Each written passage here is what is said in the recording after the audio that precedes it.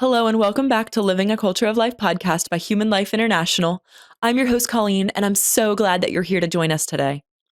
Yesterday, I had the honor of interviewing HLI's affiliates in Zimbabwe, Monica and Veronica, about their work to bring chastity education to students in rural villages. It was an amazing conversation, and I'm so excited to share it with you today. Monica and Veronica are both such incredible missionaries, and I loved hearing about their work. One thing that really stood out to me in our conversation was how much families in Zimbabwe can feel stuck between a rock and a hard place. They need things like clean drinking water, but oftentimes the charities providing these also introduce anti-family ideologies like promoting contraception and abortion. If you'd like to support Monica and Veronica's work to bring chastity education to these villages, you can head on over to hli.org and I'll drop a link in the description. Right now, we're in the middle of our year-end campaign, and our goal is to bring chastity education to 20,000 students and 1,000 teachers globally next year, and I would be so grateful if you could help us reach that goal. Without further ado, please welcome Monica and Veronica to Living a Culture of Life.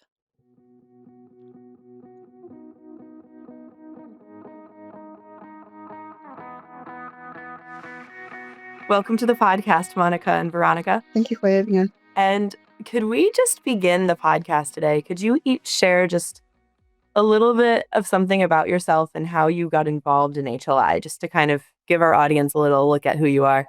Okay, maybe I can start. My name is Monica Gatsi. I'm married with 8 children, and I joined Human Life International back in the year 2000 through my mother-in-law, who was the founding director of Guadalupe Association of Zimbabwe, which is affiliated to Human Life International. So I've been working with HLI for the past 26 years now. And yeah, I'm happy to say that my husband gave the idea of going to schools for outreach programs.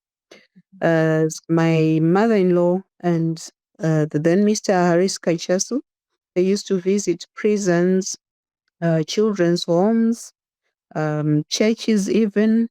So now we realize that catching the children while they're still young would be the best. So now we indulged in outreach programs, talking about chastity in schools. Yes. So yeah, talking about the importance of life from conception until natural death, and teaching them to behave and to fear God. Yes, generally, that's how I joined Human Life International.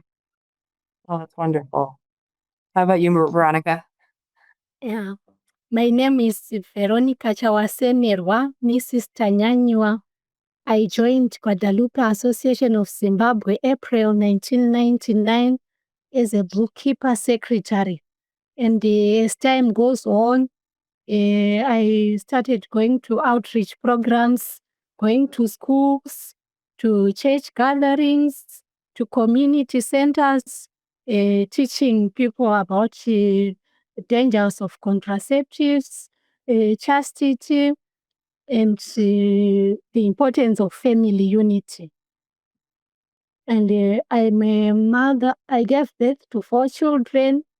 2 passed on. 2 boys are still there. They are all grown-ups.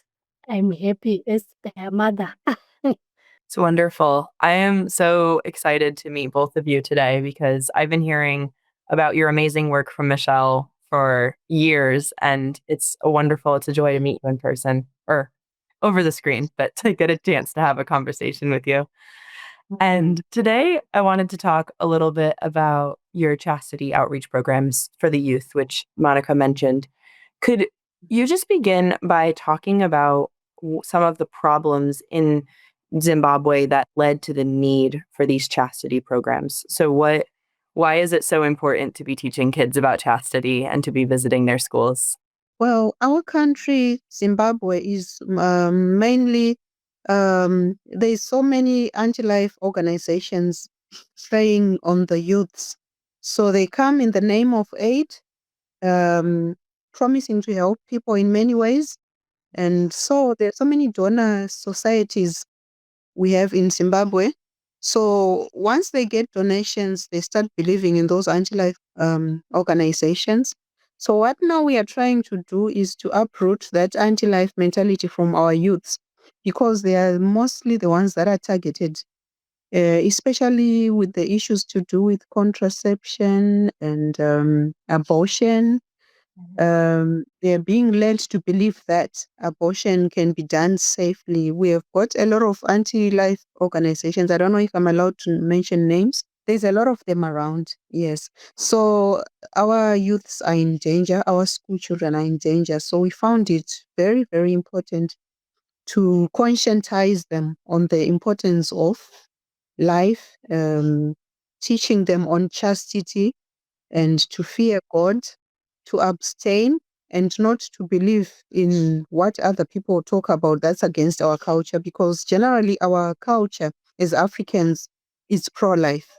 So once these anti-life organizations come in, they do bring in some Western ideologies and make children believe that, oh, we are living in the today, we are living in a new era, and trying to change the thinking of our children from their own African culture thinking to the Western kind of thinking, and making them believe that if they follow what they are taught by those anti-life organizations, then they are so-called cool, or maybe they are more modern, and they're made to believe that they are elders, they are so backward, they are so primitive, and they shouldn't listen to them. So what we do is we go and teach. Basically, I'm actually blessed that I managed to do this bioethics program with the NCPC. So there was a lot to learn. So the kind of information we impart to them helps them both scientifically and biblically, helping them to grow and teaching them about the dangers of whatever they're being taught by the anti-lifers, leading them the God's way. That's what we basically do. Yes. That's so important. And it's so interesting. I didn't realize before I started working for HLI how many Western organizations would go and spread pro abortion, pro contraception ideologies throughout Africa. And it's mind boggling to me that it's connected to aid so that people think they're getting help for things that are actually important. And then also they're being fed these negative ideologies. Yes, because there are also problems that these same anti-life organizations, they provide condoms for free.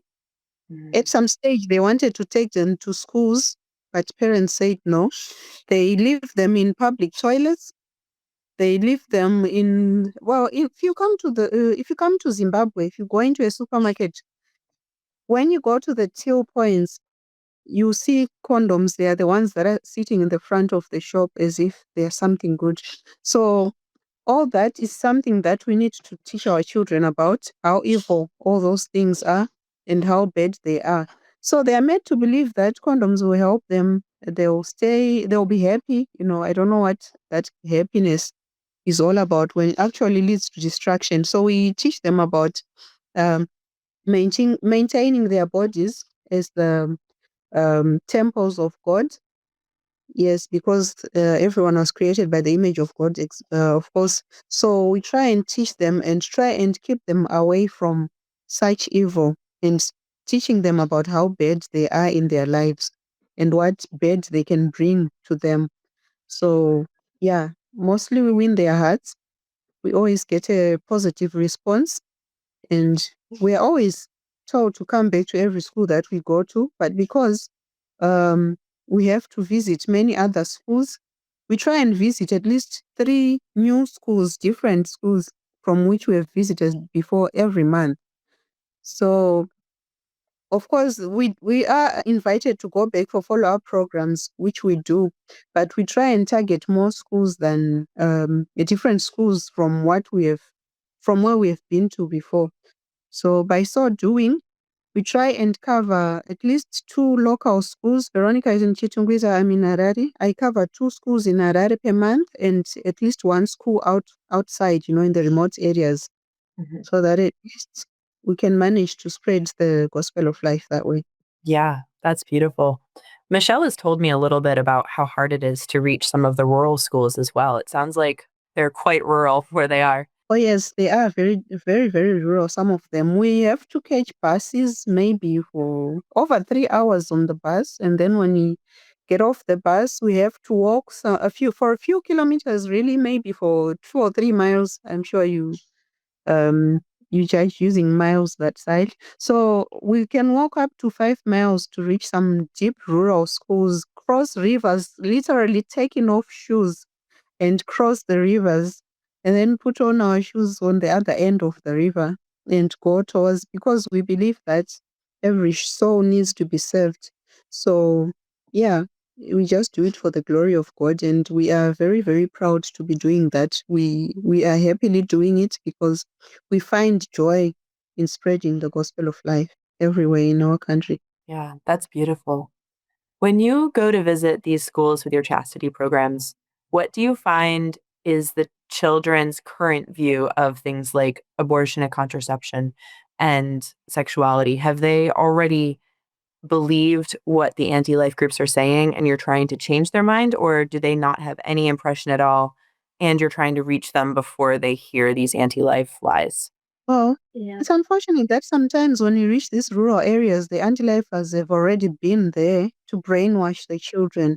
But the good thing that we thank God about is our African culture is very pro-life. So, yeah, because they go in the name of age, as I've mentioned before, they are offered a lot of goodies and, life-changing, maybe workshops, education, and perhaps ball drilling and things like that, so that they get water. So in that way, some are led astray and they're made to believe that what the anti-lifers are teaching is good. But at least when we go there, we actually change their thinking. Well, we teach them, we refer to the Bible, we refer to science as well, because we believe science and reason work together. So in that way, we are mostly able to convince them that what they've been taught by these anti-lifers is just to destroy them.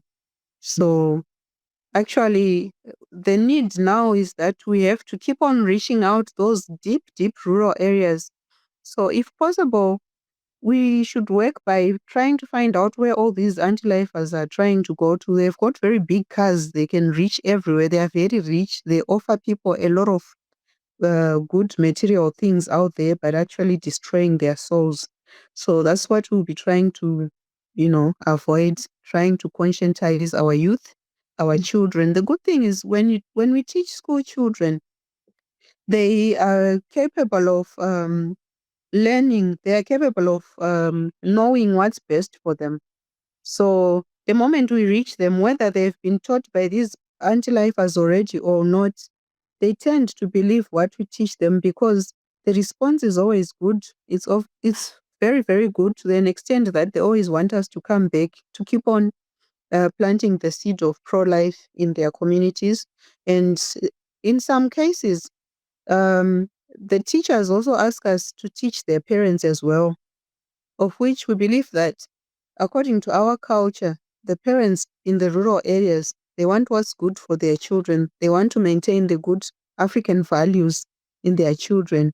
They also fear this beast which is being taught to their children by the anti-lifers. So we try by all means to go to schools, and they always welcome us with open hands. That's what we are happy about. And yeah, they're always very thankful every time. Yeah. One thing I noticed in some of the mission stories we've received from Malawi, from Father Zika Mankani, is that a lot of young girls who become pregnant don't know when life begins. They think that life begins 3 or 4 months after conception, and they don't really have an understanding of fetal development. Is this something that you find among the schools as well? And is that something that you address in your talks? We always taking some models. We have some models of babies, those 11 to 12 weeks babies. And we also have some charts showing the child's development from conception. So we always showing that to the children. And yes, some of them believe that a human being becomes human maybe at 3 months or more. But we tell them that once conception takes place, then it's a human being. So maybe Veronica can add some more of what she experiences as well. Yeah. On that issue, uh, I think most people think that when the baby is less than 3 months in the womb, there's nothing in there. So with our models, or with we have our live and let, what do we call it? Love and let live. Yes, The pamphlet. We told them that life begins at conception and ends at natural death. So our main aim is to bring people to see that life is precious and it begins at conception. There is no way you can say there is no life where there is conception. And we also want them to know that life is sacred. Life is, it's something you cannot describe. It's from God. No one knows how the person is formed in the womb. So we say conception is sacred. So to us, we really need to give more information on this topic so that people will shun abortion. If they know that the person is there at the time of conception, they won't be able to abort the unborn babies. Do you find that when you show them the models or pictures of babies in the womb, that that's the first time they've seen that? Because here in the US, I think people grow up seeing pictures of babies before they're born a lot. So they're very aware of the humanity, whether they admit it or not. Do you find that that's as common in Africa, or is this the first time that they're really seeing what a preborn baby looks like? Some in schools, they already know that because in schools they are doing science. So they are like, taught how the baby in the womb, they know that.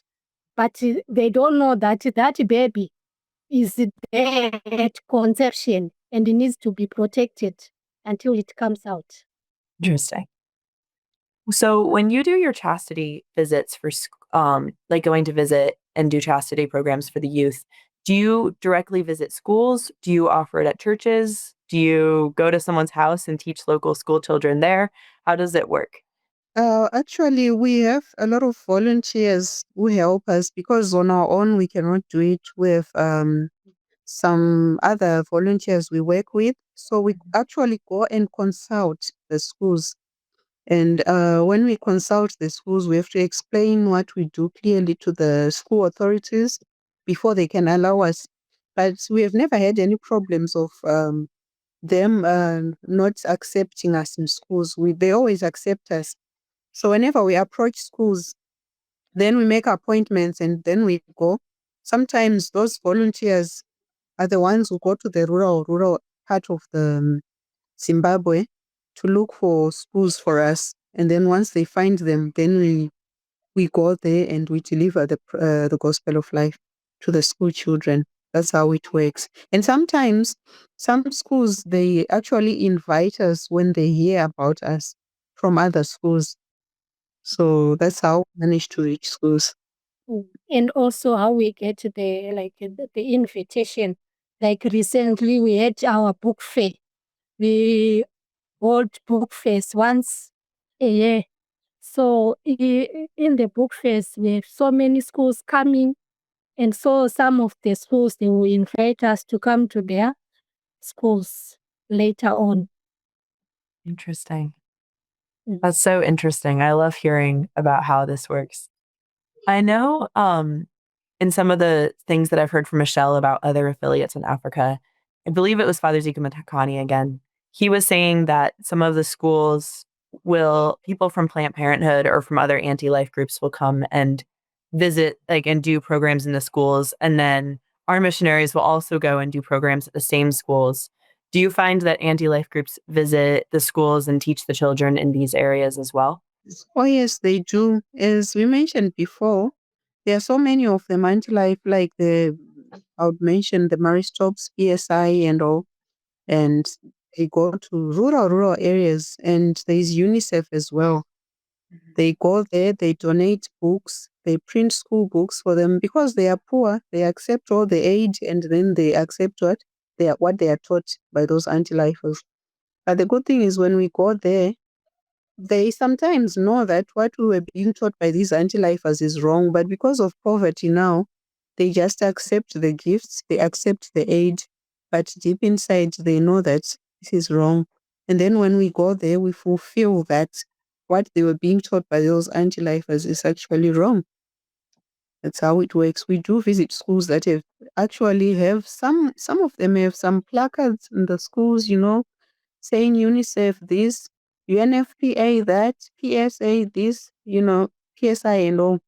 They do go to the schools and yeah, that's what's happening. So we are not quite sure whether these schools that accept the anti-lifers are really going to leave this donor mentality. That's what our main problem is now, because of poverty, they accept aid from anti-lifers, thinking that they are getting help. But when we go there to talk about the sanctity of life, at the same time, they believe what we say. And they actually do confess about these anti-lifers talking to the children. Sometimes they talk of contraceptives to young girls, but the young girls, they don't want to hear that. I'm sure at home, their parents tell them that there is time for everything. You cannot talk about being a mother or engaging into sexual activities at a young age.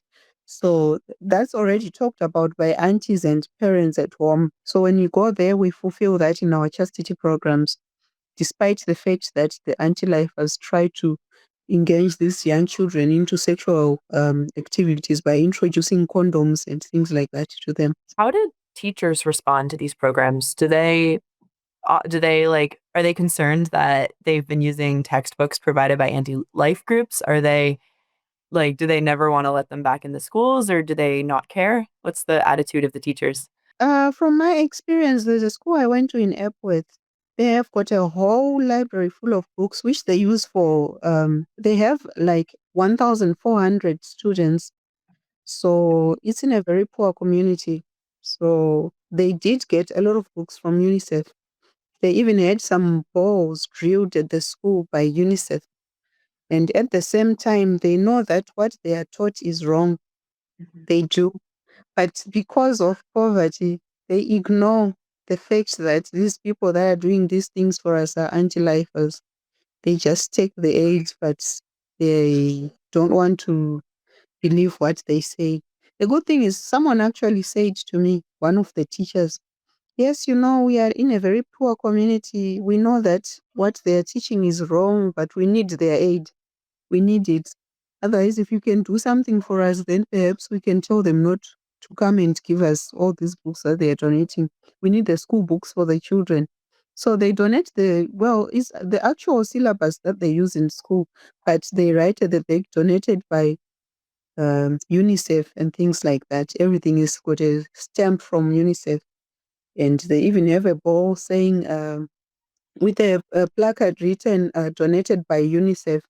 They do not like what their children are being taught. The teachers do not like at all what those anti-lifers are teaching. But they just accept because of poverty, because they need water to be drilled for them. They need the books to use to teach the children. So I think that's the kind of scenario there is in these rural schools. Yeah. Oh, that makes sense. And it's so frustrating that things like needing wells drilled and clean drinking water and all of that is tied up with these ideologies. That's not fair on behalf of Western Mm. organizations. So it's like aid coming with strings attached. So they just have to accept because they are in need of those good things. But now what the children are taught is wrong. So actually, the other guidance and counseling teacher said, no, what you are teaching the children is good. And at another school, one of the teachers actually said, you should come every week, every Wednesday to teach our children because we know what you are teaching is the correct things.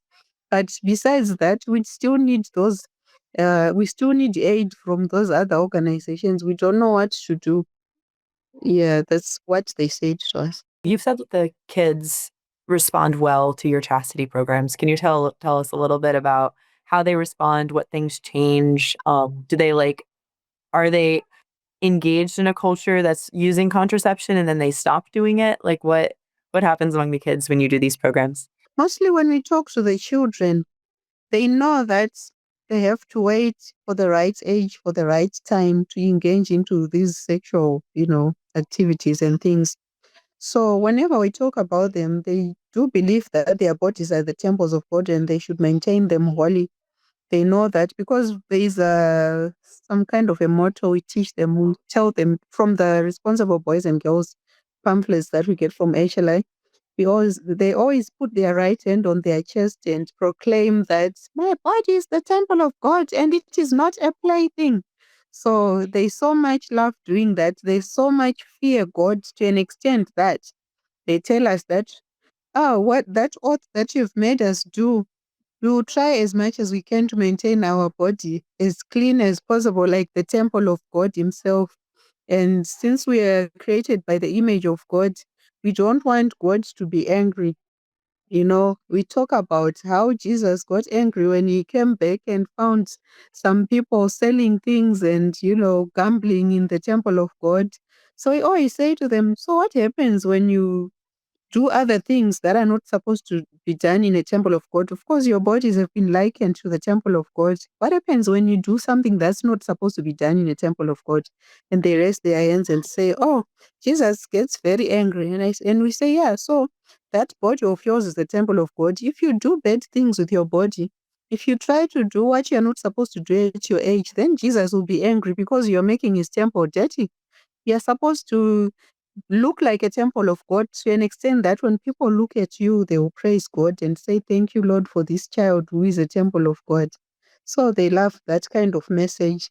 And they always say, thank you so much for teaching us. And those who want to start having little boyfriends and girlfriends affairs in schools, they start saying, oh, that one and that one. So we always say, no, don't worry, don't name and shame anyone. We are here to teach each other. So once we leave, we want to hear a change. So whenever we go back for follow-up programs, the teachers are always happy to report that, hey, what you taught the children has helped a lot. They are behaving a lot, because we always tell them that once you hear something telling you in your head that you must have a boyfriend, you must quickly put your right hand on your chest, hear your heart beating, and tell yourself that your body is the temple of God and it is not a plaything. So they do just that. So that helps them. That line alone helps them to behave and to fear God. And we are happy about that. It's part of the education content for our chastity program. In Zimbabwe, what is discussing sex taboo? Is that something that people don't usually talk about, or is it something people are comfortable talking about? Because I know in some cultures, this is something kids don't really hear at home because parents don't want to talk about it. And in other cultures, they're more comfortable discussing these topics. So what happens in Zimbabwe? In Zimbabwe, I think sex is not mostly talked about in families, but it's a role of an auntie or an uncle to take their niece or nephew, or grandparents to sit down with their grandchild and discuss such issues with. But with parents, it's not really normal for them to talk about sex with their children. Although these days, because of what's happening, the so-called modernizing being brought in by the anti-lifers, parents are finding it important to some extent, talk a little bit about it to their children just to try and get them to avoid falling into the trap. That's so interesting that it would be an aunt or an uncle or a grandparent. Yeah, it makes them open up more, because these children, they tend to fear their parents, or maybe they are too shy to discuss such deep issues with their parents.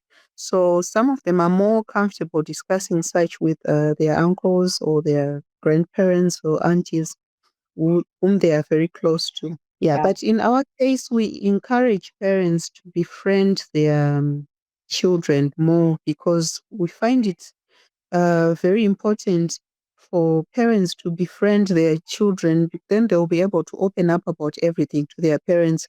Then they'll be able to be led in the right direction. Like in myself, I've got 6 boys and 2 girls.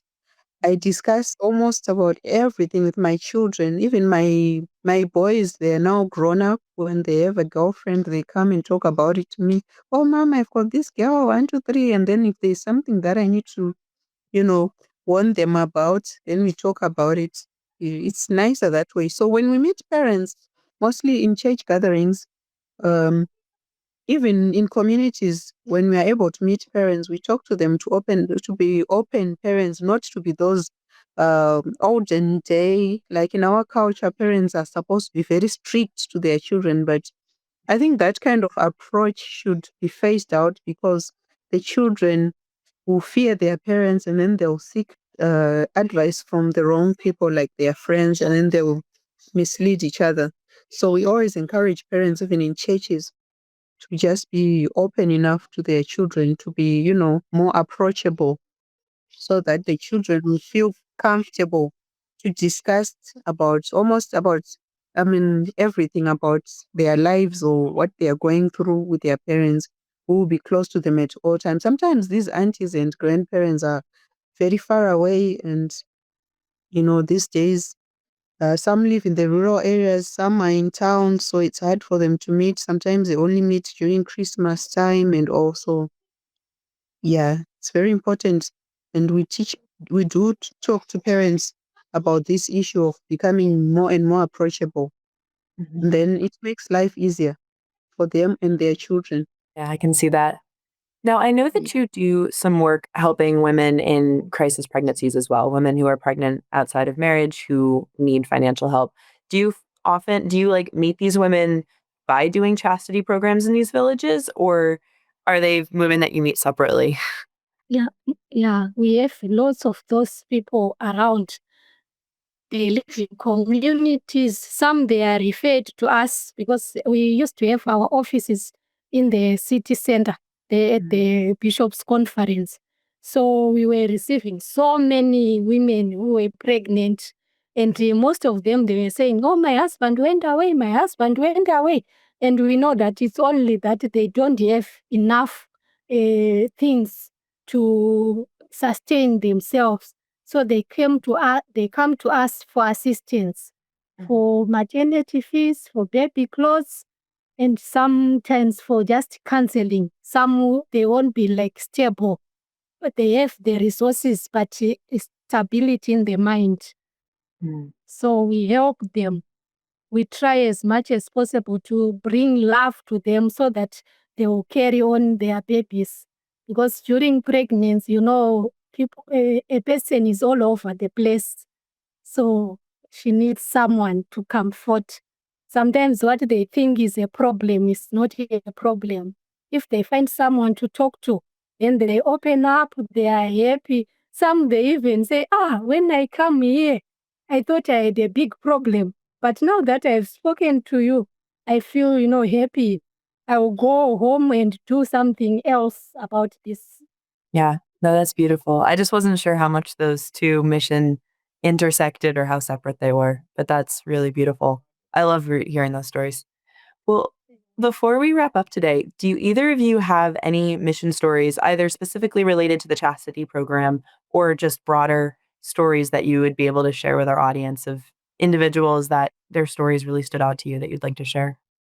Yes, I would say in my 26 years of working with Human Life International, we have helped so many women, the crisis pregnancy issue. We have had women who came thinking that we actually perform abortions, and they would come and ask for money for abortion. So we would offer counseling, we would offer maternity fees and baby clothes. We always make sure that we have baby clothes with us, so that when there is any case at all of someone who is in need, we make sure that we don't only help physically, that we also help emotionally with counseling, and spiritually, God in God's way, so that when that person leaves our offices, they will be well, and expecting a new life with happiness. Yes, and we have had so many, some of them children that we have helped are adults now. I'm actually in touch with one girl. She's now working. She finished university. She was born in 2003. Her mom came, she was an 18-year-old back in 2003.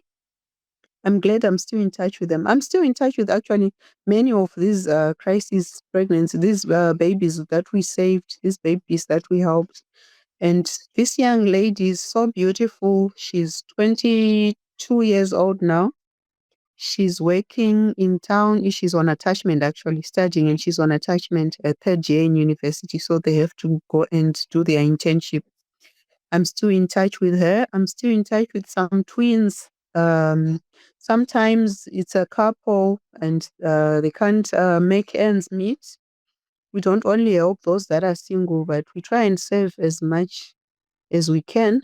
Where there is a genuine case that needs that needs help, we always chip in and help, especially with a safe place for the mother to give birth at. We pay for the hospital fees in the city council clinics. Well, they don't charge too much. We just pay for them there, and then we buy them the basic needs for the baby until up the baby, which are enough to last until about 3 months or more. Because the beauty about our culture is that many people, yes, they may shun pregnancy, but once a baby is born, my goodness, everyone comes out with presents. You'll be surprised that that person was in need. Once they give birth, they have a whole lot of baby clothes. They have a whole lot of food to eat, even coming from friends and family to say, "Oh, makorokoto," which means congratulations. There's a culture of accepting and receiving very well a newborn baby in Africa. So no matter how the baby was conceived, people just talk a lot of bad things during pregnancy. But once the baby is born, everything becomes beautiful. Even those that were talking bad about the mother while she was pregnant, they also want to hold the baby and buy something for the baby or the mother. And, that's the beauty of life here. That's so Yes. fascinating. I've definitely Yes. heard stories from other countries as well where the girls are shunned during pregnancy if they're not married. But that's so fascinating that once the baby's born, everyone just gives all the gifts. Yes. It also Yes. probably makes counseling easier because you just have to help the woman through the pregnancy, and then family will help step in and support her once the baby's born. Yes, definitely, definitely. It's just when the girl is pregnant, that's when the girl is pregnant, that's when the counseling is mainly needed. We do promise to offer counseling even after childbirth, but in most cases, that was never needed because the family always comes up. They always step in to help. They always even give shelter and all the other basic needs, because when they are pregnant, they worry about, oh, how am I going to fend for this child? So we always say, no, leave everything in the hands of God and God will do everything. And that's just how it happens. Once the child is born, then the beauty of life brings everyone together, the members of the family, everyone at all. So, yeah, that's how it is. The beauty of life, the culture of life in Zimbabwe, in Africa as a whole. Oh, I love that. Veronica, do you have any stories from your mission work that you'd like to share? I would like to share about there was this lady. She was Tafazwa Chemere. She came to us a few years ago. She was pregnant. She was worried. The husband has passed on. So she had no one to look after her. So when she came in, we gave her maternity fees, baby clothes, and even clothes for the 2 little children she has. So I think now, unfortunately, the baby passed on. But now with the other 2 children, she's still going on. She's happy. She always come and visit because she lives in something where it's like a rural. So she's the one who visits here and there with the 2 children, and they are growing. We are happy that we managed to help her so that she could work for her children.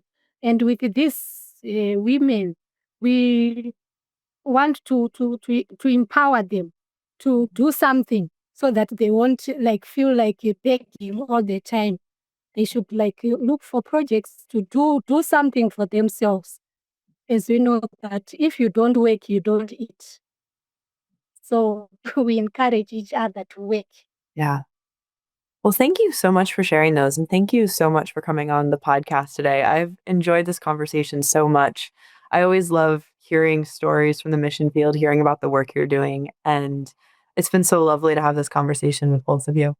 Thank you so much for having us. It was a pleasure Bless meeting you. Thank you so much for listening to today's conversation. I hope that you enjoyed it as much as I did. As I mentioned at the beginning of the episode, HLI right now is in the middle of our year-end campaign, and we're hoping to raise the funds to send chastity education to 20,000 students and 1,000 teachers in 2026. If you'd like to help support this goal, you can head on over to hli.org or click the link in the description to send your gift today. $15 will send chastity education to one student, and $200 will train a teacher to offer this education all year round. As you probably heard in today's episode, Monica commented that teachers sometimes will say things like, "We wish you could come back every week to continue discussing these topics." And by training a teacher to offer chastity education, you can make sure that these students are hearing about these topics all year long. Our goal is to raise $500,000 by December 31st. So if you could help us reach this goal, I would be so incredibly thankful. Thank you so much for your generosity. And as always, keep on living a culture of life. God bless.